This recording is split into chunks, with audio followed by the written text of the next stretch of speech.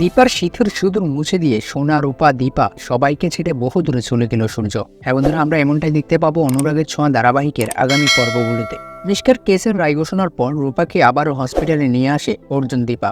আর অন্যদিকে দেখা যায় কাউকে কিছু না জানিয়ে সূর্য চলে যায় তার হসপিটালে। নিজের হসপিটাল থেকে রিজাইন নিয়ে চলে আসে বাড়িতে। সূর্য বাড়িতে গিয়ে নিজের ব্যাগপত্র গুছিয়ে রূপাকে শেষবারের মতো দেখার জন্য হসপিটালে আসে। হসপিটালে এসে দীপার হাতে কোর্টের ফাইনাল ডিভোর্স পেপারটি ধরিয়ে দেয়।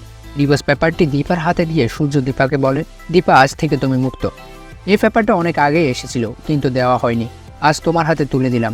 আমি যে কেসটা করেছিলাম সেটাও তুলে নিলাম। সোনা রূপাকে নিয়ে তুমি ভালো থেকো দীপা, আমি বহু দূরে চলে যাচ্ছি। এই বলে সূর্য সোনা রূপাকে আদর করে সেখান থেকে বের হয়ে যায়। সূর্যকে আটকানোর জন্য দীপা সূর্যের পেছনে পেছনে যায়, তবে সূর্য আর দীপার কোনো কথা শুনে না। সে অনেক অন্যায় করেছে, এবার সে সব কিছু থেকে নিজেকে সরিয়ে নেবে। এই অপরাধী বাবার সোনা রূপার কোনো দরকার নেই। সোনা রূপাকে তার মাই খুব ভালোভাবেই মানুষ করতে পারবে। অন্যদিকে সূর্য চলে যাওয়ার আগে দীপাকে বলে শীতের সুদূর মুছে ফেলতে। দীপা বুঝতে পারে সূর্য ভীষণ কষ্ট পেয়েছে, ভিতরে ভিতরে শেষ হয়ে যাচ্ছে সূর্য। তবে সূর্যকে আটকানোর চেষ্টা করেও ব্যর্থ হয় দীপা। সূর্য দীপার কোনো কথা না শুনে নিজের গাড়ি নিয়ে বের হয়ে পড়ে, চলে যায় বহু দূরে। ঠিক তখনই বৃষ্টি আসে আর বৃষ্টিতে দীপার শীতের সুদূর মুছে যায়। আর তখন লাবণ্য সেন সেখানে আসে আর দীপাকে বলে, দীপা তুমিও তোমার মতো করে জীবন শুরু করো। এরপরে দেখা যায় অর্জুন সূর্য কোথায় গেল এটা খোঁজার জন্য মরিয়া হয়ে যায়, কারণ সূর্যকে এখন রূপার বড্ড প্রয়োজন।